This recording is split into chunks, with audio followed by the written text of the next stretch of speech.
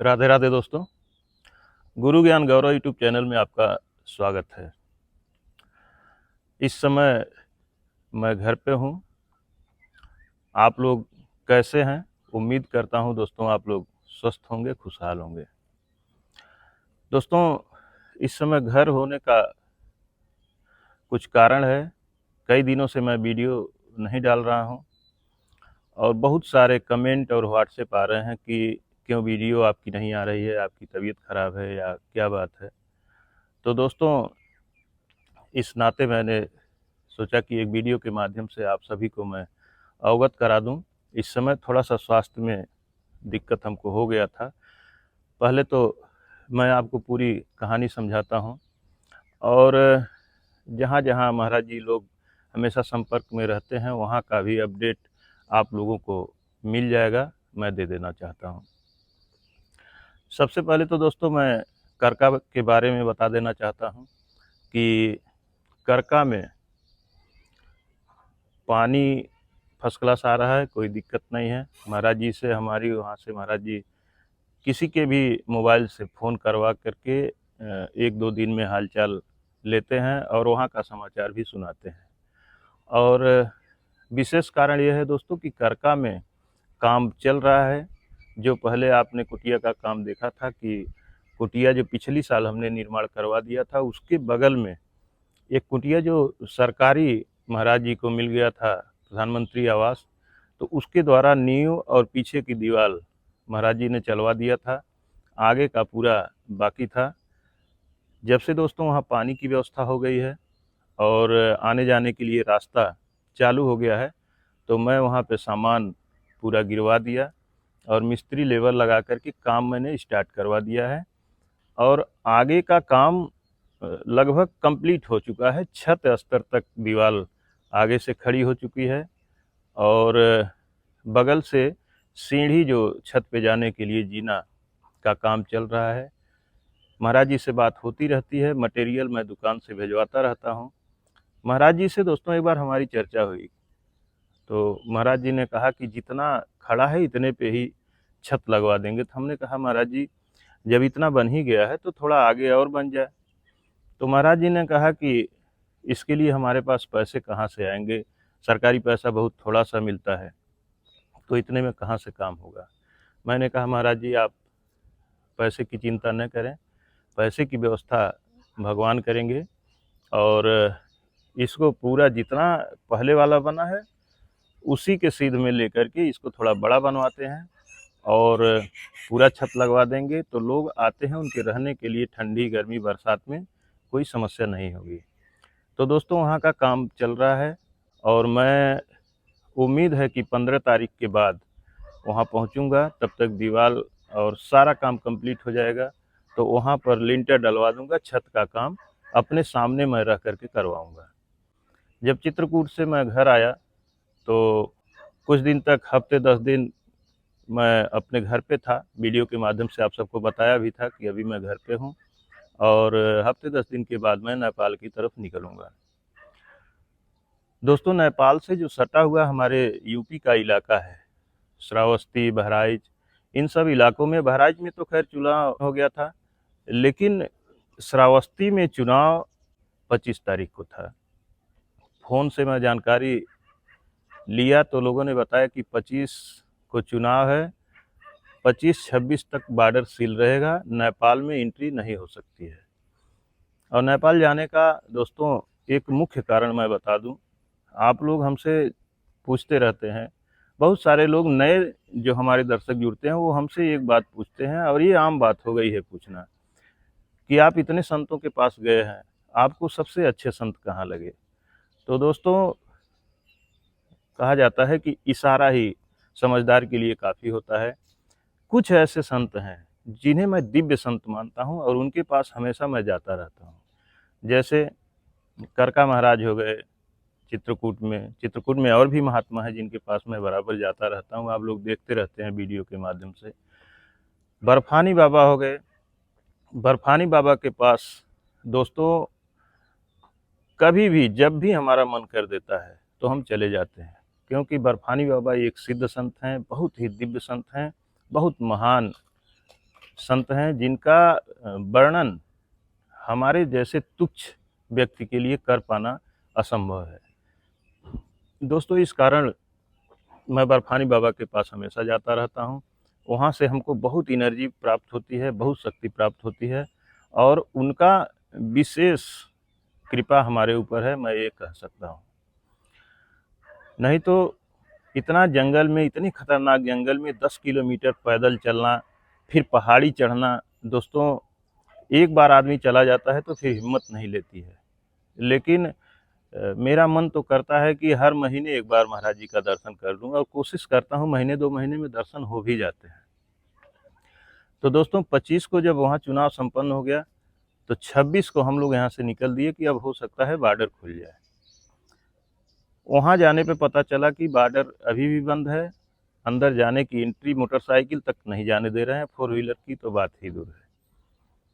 वहाँ पे दोस्तों एक जानकारी और हम आप सबको बताएं, करीब 8 महीने हो गए संतानेश्वर महाराज जिनकी मैं वीडियो डाला था नेपाल में, उनका भी लगभग 8 किलोमीटर जंगल में चल करके ही महाराज जी के पास जाया जाता है, जहाँ पानी की भी बड़ी दिक्कत है। हम एक वीडियो डाले थे कि लगभग 1.5-2 किलोमीटर नीचे जा कर के स्नान किए थे, वहाँ से फिर पानी ले करके हम लोग आए थे।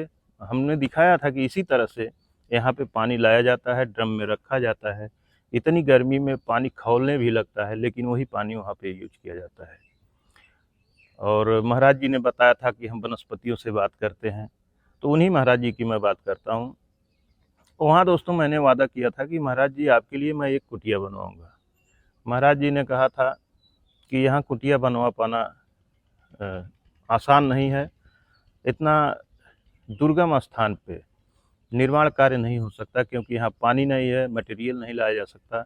तो दोस्तों मैंने एक बीच का रास्ता निकाला कि लोहे की कुटिया बनवा करके मोटे मोटे पिलर और खष्टभुज आकार का एक कुटिया, अंदर से 12 फीट की लंबाई चौड़ाई उसकी हो, बनवा करके और उसको खुलवा के ले चल के नट बोल्ट पे वहाँ पे शिफ्ट करवा देते हैं।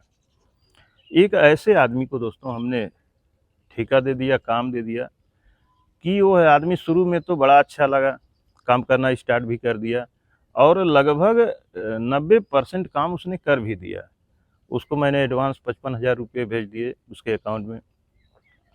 बाद में जा कर के दोस्तों वो पैसा फंसा दिया। उसकी नीयत क्या थी कि मटेरियल तो हमारे ही पास पड़ा हुआ है, इनको सामान हम कंप्लीट नहीं करके देंगे, आखिर में लास्ट में कितना यहाँ तक दौड़ के आएंगे, 200-250 किलोमीटर इनके घर से दूरी है। और जब मैं दोस्तों उससे संपर्क करने की कोशिश करता था तो मोबाइल उसका स्विच ऑफ मिलता था और 2-3 बार गया तो भाग जाता था। तो जब 25 को मैं वहाँ पहुँचा तो पुलिस लेकर के गया हार मान के और उसको पकड़ा, उसके दुकान पर हम लोग ले आए। उसको बहुत हमने बेइज्जत किया, बहुत डांटा। पुलिस का तो जानते ही हैं आप व्यवहार, कितने सज्जनता से पुलिस पेश आती है ये तो आप जानते ही हैं। दोस्तों उसके बाद हम लोगों ने प्लान बनाया कि उसको लोहे का जितना भी स्ट्रक्चर खड़ा है उसको हम खुलवा लेते हैं, खुलवा के कहीं और दुकान पे ले चलते हैं ट्राली पे लाद करके और वहाँ किसी और मिस्त्री से बनवाएंगे। फिर उसको खोलना है और ले जाना भी बहुत कठिन काम है। इस नाते हम लोग एक दूसरा मिस्त्री ले आए। हम लोगों ने कहा कि तुम इसकी दुकान पर तुम ही काम करोगे और काम करके मुझे कंप्लीट करके दो। दोस्तों वो आदमी तैयार हो गया, काम करना उसने स्टार्ट भी कर दिया है। उसको भी हमने जो सामान वो बताया, लगभग 14-15 हज़ार रुपये का सामान भी हमने अलग से फिर मंगवा करके, जो भी उसने कहा कि लोहे की ज़रूरत है वो सामान मैंने 25 तारीख को वहाँ पहुँचा दिया और उसने काम अपना स्टार्ट कर दिया है। संभवतः हो सकता है कि वह काम कंप्लीट भी कर दे। शर्म के नाते कितना लंबा टाइम हो गया हमने महाराज जी का काम कंप्लीट नहीं करवा पाया, इसलिए मैं महाराज जी के पास तब से नहीं गया और फ़ोन भी उनको मैंने नहीं लगाया कि महाराज जी से बात हो सके। एक दिन बीच में महाराज जी ने मुझे फ़ोन किसी से करवाया। महाराज जी पूछने लगे हाल चाल, बोले बाबू क्यों नहीं आए, बहुत दिन हो गया आप आए नहीं। मैंने कहा महाराज जी मैं लाज के नाते, शर्म के नाते नहीं आता हूँ कि जो वादा करके मैं आया था उसको पूरा नहीं मैं कर सका, इस नाते महाराज जी मैं आपका दर्शन करने नहीं आ पाया। तो बोले नहीं बाबू, सब देखो अपने हाथ में नहीं होता है और आओ तुम, तुम्हारी बड़ी याद आती है, कभी भी इधर चक्कर लगे तो तुम ज़रूर आना। दोस्तों प्लान तो था जाने का, लेकिन फिर हम लोग बॉर्डर बंद होने के नाते हम लोग वहाँ से प्लान बनाए कि अब चलते हैं धीरे धीरे हम लोग बहराइच होते हुए, लखीमपुर खीरी होते हुए पीलीभीत साइड में हम लोग चलते हैं। दोस्तों बहराइच का जंगल आप लोग जानते होंगे, बहुत ही विशालकाय, बहुत ही डरावना, बहुत घनघोर और जंगली जानवरों से भरा हुआ जंगल है। हम लोग दोस्तों 35-36 किलोमीटर कतरनिया घाट वाले रूट पर, बिछिया जंगल पड़ता है, आप लोग गूगल में सर्च करेंगे कतरनिया घाट वन्य जीव अभयारण्य है। वहाँ पर बहुत ही आज भी खतरनाक जंगली जानवर रहते हैं, सभी प्रकार के जीव जंतु रहते हैं। वहाँ के जो नदियाँ हैं, तालाब हैं, उसमें मगरमच्छ भी रहते हैं और बाघ आपको उस जंगल में घूमते हुए मिल जाएंगे। हर जगह बोर्ड लगा हुआ है। दिन में रास्ता चलता है, लेकिन शाम को 5 बजे वो जंगल का रास्ता बंद कर दिया जाता है। सुबह 5-6 बजे के बाद ही रास्ता फिर स्टार्ट होता है। हम लोग दोस्तों 35-36 किलोमीटर जंगल के अंदर एक मोटे बाबा छोटे बाबा नाम से स्थान है, जहाँ पे बहुत दिव्य संत हुआ करते थे। हम लोग पता करते हुए वहाँ पर पहुँचे। आज के समय पे वहाँ कुंटल बाबा नाम के एक संत रहते हैं, जो बड़े अच्छे संत हैं। महाराज जी के पास हम लोग गए, उनका दर्शन किए, आशीर्वाद प्राप्त किए। उसके बाद दोस्तों शाम होने लगी लगभग, हम लोग महाराज जी के पास रुके। महाराज जी से मैंने रिक्वेस्ट किया कि महाराज जी अगर आपका आदेश हो तो हम आपका एक सत्संग वीडियो भी अपने दर्शकों के लिए शूट करना चाहते हैं। तो महाराज जी ने कहा कि देखिए वीडियो बनाने की कोई दिक्कत नहीं है, लेकिन हमें वीडियो में बोलने में दिक्कत होती है, हम नहीं बोल पाते। दोस्तों मैंने कहा ठीक है महाराज जी, कोई बात नहीं, आप वीडियो में न बोलें, हम जो जानकारी आप बताएंगे उसको मैं डायरी पे नोट कर लेता हूँ। बोले ठीक है, आप बना लीजिए वीडियो। दोस्तों वहाँ के बारे में बहुत ही रोचक कहानियाँ महाराज जी के मुख से सुनने को मिली, बहुत आनंद आया। महाराज जी ने बताया कि जो मोटे बाबा हुआ करते थे, उनके पास एक साइड में श्यामा नाम की गाय बैठती थी, गौ माता, और एक साइड में बाघ बैठता था। दोस्तों कहना और सुनना तो कितना आसान है, लेकिन सोच करके देखिए कि एक बाघ एक साइड में और एक साइड में गाय, यह दृश्य कैसा उस समय होता होगा जब लोग आते होंगे महाराज जी के पास उस घने जंगल में, जहां आज पहुंचना इतना मुश्किल है। उस समय में तो जल्दी जंगल में कोई पहुंचता भी नहीं रहा होगा। दोस्तों बाघ की कहानी महाराज जी ने बताया कि एक बार महाराज जी धुना पे बैठ करके अपना साधना कर रहे थे, उसी समय बाघ आकर के कराहने लगा। महाराज जी की निगाह जब कानों में आवाज़ कराहने की आई बाघ की, तो महाराज जी का निगाह बाघ के ऊपर पड़ा। उसके पास गए तो देखे उसके पैरों में कील घुसी हुई थी। महाराज जी उसके करीब गए, उसका कील पैरों से निकाले, तब से वह बाघ महाराज जी का भगत हो गया, उनके पास आने लगा। और महाराज जी जब भी आवाज़ लगाते थे, बाघ जंगल में कहीं भी रहता था, अगर उसके कानों में आवाज़ सुनाई देती थी तो वो बाघ महाराज जी के पास चला आता था। ऐसी कहानी महाराज जी ने बताया। और महाराज जी बताए कि जब भी महाराज जी जंगल जाते थे तो उनके साथ साथ वह बाघ भी जंगल में घूमने जाता था।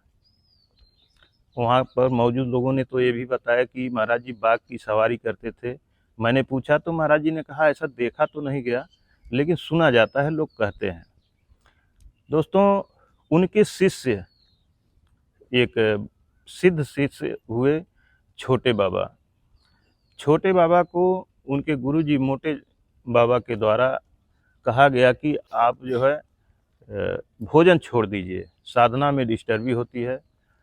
तो महाराज जी ने काफ़ी दिनों के लिए भोजन छोड़ दिया। उसके बाद जब कुछ समय बीता आगे गया तो महाराज जी ने कहा अब तुम जल भी छोड़ दो। वो ऐसे दिव्य संत थे दोस्तों, उनकी तपस्या इतनी चरम स्थिति पर पहुंच चुकी थी कि वो जल भी छोड़ दिए, सिर्फ हवा के सहारे तपस्या करने लगे। हालांकि महाराज जी ने बताया कि यह प्रक्रिया बहुत लंबी नहीं चली, कुछ दिनों तक ही चली थी। और एक कहानी और बताया महाराज जी ने कि जंगल में जाकर के एक नाला जाता है, वहीं मोटे बाबा जा कर के साधना किया करते थे घनघोर जंगल में। उसी नाले को क्रॉस करके दोस्तों रेलवे लाइन बिछ रही थी, जो रेलवे लाइन आज भी वहाँ पे मौजूद है। ट्रेन बहराइच के लिए उसी रूट से जाती है। महाराज जी जो रेलवे के कर्मचारी थे, ठेकेदार थे, इंजीनियर थे, उन लोगों से महाराज जी ने कहा कि इस रास्ते से रेलवे लाइन मत बिछाओ, क्योंकि मैं यहीं पे साधना करता हूँ, तपस्या करता हूँ, ये मेरी जगह है। उन लोगों ने महाराज जी की बात को अनसुना किया और उसी रास्ते से ब्रिज बना करके रेलवे पटरी को बिछा दिए। दोस्तों, जब कुछ दिन के बाद तैयार होने के बाद ब्रिज तैयार हो गया, पटरी तैयार हो गई, उसके बाद ट्रेन का इंजन ट्रायल के लिए निकाला जाने लगा। ज्यों ही ब्रिज पे चढ़ा, ब्रिज भरभरा के टूट गया और पूरा इंजन उस गहरे नाले में जाकर के समा गया, जिसका बताते हैं कि आज तक उसको कोई निकाल नहीं सका, कहीं कोई पता नहीं चला। महाराज जी ने कहा कि आप जाकर के देख सकते हैं, आज भी लास्ट में जाकर के रेलवे के लोगों ने उस रेलवे लाइन को घुमा करके दूसरे साइड से ले गए। आज भी वहाँ पर ट्रेन की पटरी घूम के टेढ़ी गई हुई है। तो रात हम लोगों ने जंगल में गुजारी। जंगल में रात गुजारना बहुत ही भयावह था। वहाँ पर जितने लोग थे सभी लोग कहते थे कि यहाँ रात में शेर की, बाघ की आवाज़ें भी आया करती हैं। शेर तो वहाँ नहीं है, बाघ की आवाज़ें आया करती हैं। महाराज जी ने बताया कि अभी कल ही एक गाय को जंगल में बाघ ने बगल में ही कुछ दूरी पर, 1 किलोमीटर की दूरी पर खा लिया। दोस्तों, जंगल में ऐसी तो डरावनी बातें होते ही रहती हैं। हम लोग शाम को वहाँ भोजन किए, रात हम लोग वहीं सो कर के गुजारे और शाम को महाराज जी के साथ बहुत लंबा हम लोग बैठे, सत्संग हुआ। महाराज जी ने जो जो जानकारी दी उसको मैं डायरी में नोट करता गया।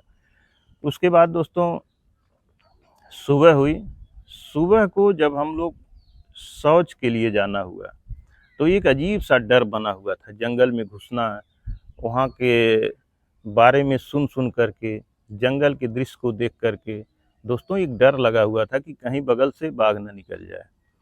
और दोस्तों वहाँ के लोगों ने, महाराज जी से हमने एक चीज़ पूछा कि महाराज जी यहाँ कोई दिक्कत, कोई समस्या हो तो आप कृपया हमें बताएं। महाराज जी ने कहा कि मैं किसी समस्या के बारे में नहीं बताऊंगा, यहाँ सब कुछ ठीक है, सब भगवान के ऊपर चलता है। वहाँ जो लोग मौजूद थे दोस्तों, उन लोगों ने हमसे बताया, किनारे ले जा कर के लोगों ने बताया कि सर जी समस्या यहाँ एक सबसे बड़ी है, शौचालय की। शौचालय यहाँ पर एक भी नहीं है। जो भी लोग होते हैं, चाहे महाराज जी हों, चाहे श्रद्धालु जो भी भगत आते हैं, सबको जंगल में जाना होता है। औरतें होती हैं, बच्चे होते हैं, जंगल के तरफ ही सबको जाना होता है। अगर यहाँ शौचालय बन जाए, एक टैंक बन जाए, उस पर 4-6 की संख्या में सीट बैठ जाए, शौचालय बन जाए, तो लोगों को बहुत आराम हो जाएगा। नित्य क्रिया के लिए जाने में लोगों को बहुत डर बना रहता है, बहुत लोग घबराते हैं। तो दोस्तों, हालांकि हमने कोई आश्वासन नहीं दिया, क्योंकि पहली बार हम गए थे, वहाँ के बारे में हमें विशेष जानकारी भी नहीं थी। और भी जंगल में बहुत ही सिद्ध संतों के बारे में जानकारी मिली, जो आज के समय में मौजूद हैं, उनका दर्शन किया जा सकता है। हमने जाने का प्रयास भी किया। वहाँ से थोड़ी ही दूरी पर नेपाल के बॉर्डर के किनारे एक गांव है। महाराज जी ने भी बताया कि आगे जाने पर एक बहुत सिद्ध संत रहते हैं, जो 115 साल के हो गए हैं। आज भी वह बचपन से आज तक भोजन नहीं लिए हैं, बिना भोजन के ही रहते हैं। 115 साल की उम्र होते हुए भी आज वो गौ माता की सेवा करते हैं और जंगल में चले जाते हैं गऊओं को चराने के लिए। इतनी ऊर्जा उनके अंदर है और पैरों में कुछ पहनते नहीं। तो हम लोगों की जिज्ञासा हुई कि महाराज जी का अगर दर्शन मिल जाए तो बहुत ही अच्छी बात होगी। हम लोगों ने दोस्तों प्रयास भी किया। गांव में हम लोग गए तो रास्ता पूछे, गांव वालों ने बताया कि नेपाल पहले तो वो ऐसा स्थान है कि आपको नेपाल में घुसना पड़ेगा, फिर नेपाल में घुस करके आप इंडिया में घुसेंगे जंगल में, तब जाके महाराज जी का दर्शन होगा। लगभग 14-15 किलोमीटर आपको जाना होगा और आपकी गाड़ी नहीं जा सकती। वहाँ अगर आप जा सकते हैं तो बाइक से जाना होगा। दोस्तों हम लोगों ने उन लोगों से कहा कि बाइक का इंतज़ाम कर दीजिए ताकि हम लोग जा सकें। फिर उन लोगों ने बताया कि बॉर्डर बंद है, इस समय किसी की एंट्री नहीं हो रही है, किसी को जाने नहीं दे रहे हैं और आपको 2 बार बॉर्डर क्रॉस करना पड़ेगा। फिर हम लोगों ने कहा कि अगर पैदल का रास्ता हो कोई और आप लोग हमारे साथ चल सकें तो पैदल चलते हैं। तो दोस्तों वहाँ पर कई लोगों, एक घर हम लोग बैठे थे, कई लोगों की भीड़ लगी, लोग आते गए, बातचीत होती रही, हम लोग घंटों बैठे रहे। जिससे भी हम लोग कहते थे तो वो लोग कहते थे कि हम तो चल सकते हैं, कोई बात नहीं, लेकिन इनको फला आदमी को ले लीजिए। उनसे बात करते थे तो कहते थे फला आदमी को ले लीजिए। फिर दोस्तों हमें लगा कि ये लोग कोई कारण है जिस नाते दूसरे को सभी लोग कह रहे हैं, खुद जाने के लिए तैयार नहीं हो रहे हैं। तो मैंने कहा कि क्या दिक्कत है, जंगल में पैदल जाने में कोई डर है क्या, क्यों आप लोग इस तरह से कह रहे हैं? तब लोग हंसने लगे, कहे हाँ, जंगल में जाना बहुत ही खतरनाक है, क्योंकि पैदल का जो मार्ग है एक नदी से होकर के गुजरना पड़ेगा। नदी में पानी तो ज़्यादा नहीं है, जांग भर पानी है, अधिक से अधिक 2 फीट पानी होगा, 2.5 फीट होगा, लेकिन उसमें मगरमच्छ रहते हैं। कहीं भी हो सकता है कि उनसे मुलाकात हो जाए, फिर दिक्कत हो सकती है। आगे जाने पर बाघ का खतरा है, जंगल में बाघ भी है, हाथी भी हैं। दोस्तों फिर भी हम लोगों ने प्रयास जारी रखा। उसके बाद एक बुजुर्ग आ गए जो दूध बांटते थे, उनके हाथ में दूध था। उनसे हम लोग बोले तो वो बोले ठीक है चलिए हम चलते हैं साथ में। वो तैयार हो गए, बोले कि अभी दूध मैं बांट के ख़त्म कर लेता हूँ, उसके बाद हम लोग चलते हैं। तब तक उस घर से एक माता जी निकली और उन्होंने बहुत प्रेशर बना के हम लोगों को कहा कि आप लोगों को जाने की ज़रूरत नहीं है, ऐसा खतरा मत लीजिए। जंगल में एक हाथी है जो इस समय बहुत ज़्यादा आक्रामक है, लोगों पे अटैक कर रहा है और आप लोगों को हम जाने नहीं देंगे, आप लोग मत जाइए।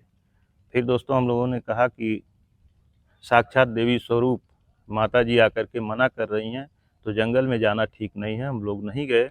लेकिन ये हमारे अंदर मन में एक है कि हम लोग दर्शन ज़रूर करेंगे महाराज जी का। उसके बाद दोस्तों हम लोग पीलीभीत चले गए। पीलीभीत में मैंने कुछ वीडियो भी डाला और भी संतों के दर्शन हुए, आप लोगों ने तो वीडियो देखा ही होगा। उसके बाद हम लोग दोस्तों 29 तारीख को ही हमको जानकारी मिली फ़ोन से कि बॉर्डर अब खुल गया है, लोगों की एंट्री नेपाल के लिए हो रही है। तो हमने कहा कि चलिए सुबह चलते हैं, हम लोग निकलते हैं नेपाल के लिए। सुबह दोस्तों जब हम सो के उठे तो मेरी शरीर में बहुत दर्द था, क्योंकि गर्मी इतना ज़्यादा थी। तापमान 30 तारीख का हम लोगों के वहाँ 44 पे तापमान यहाँ भी था, हमारे घर पे गोरखपुर में, और यही तापमान पीलीभीत में भी था। हम लोग वहाँ से चल दिए। दर्द शरीर में इतना हो रहा था कि हम गाड़ी में लेटे हुए थे, सतबीर भाई गाड़ी चला रहे थे। फिर रास्ते में आके सतबीर भाई हमारा हाथ पकड़ के टच किए तो बोले भैया आपका शरीर जल रहा है, आपको लग रहा है बुखार है। उसके बाद दोस्तों हमने कहा कि जब बुखार है तो चलिए घर चलते हैं, अब जंगल और पहाड़ चढ़ना मुश्किल हो जाएगा, हो सकता है कुछ दिक्कत हो जाए तो वहाँ दवा भी नहीं मिल सकती है। इस नाते दोस्तों हम घर चले आए और 30 तारीख से अभी तक हम घर ही पे हैं, रेस्ट कर रहे हैं, दवा लिए हैं। आपको चेहरे के हाव भाव से भी पता चल सकता है कि तबीयत अभी भी हमारा पूर्ण रूप से ठीक नहीं है। फिर हम यहाँ जाकर के जांच करवाए तो हमारा प्लेटलेट थोड़ा बहुत, ज़्यादा नहीं लेकिन थोड़ा बहुत प्लेटलेट डाउन है और टाइफाइड का थोड़ा बहुत असर मेरे ऊपर है। दवा ले रहे हैं दोस्तों, रेस्ट कर रहे हैं। डॉक्टर ने कहा कि आप रेस्ट करें और जल्द ही स्वस्थ हो जाएंगे। इसके बाद दोस्तों मैं पुनः आपकी सेवा में संतों के दर्शन में मैं उपस्थित हो जाऊंगा। ये थी जानकारी, हमको ज़रूरी लगा क्योंकि इतना ज़्यादा कमेंट और मैसेज आ रहे थे। कई लोगों ने हमें फ़ोन भी किया कि कुछ पता नहीं चल रहा है, क्या बात है, आप इतना ज़्यादा रेस्ट नहीं लेते हैं।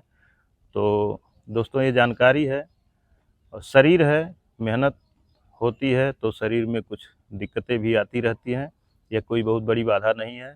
और दोस्तों, मैं हमेशा भगवान से यही प्रार्थना करता हूँ कि आप लोगों के ऊपर भगवान की कृपा बनी रहे, संतों का आशीर्वाद आप सभी को प्राप्त होता रहे, आप लोग खुशहाल रहें।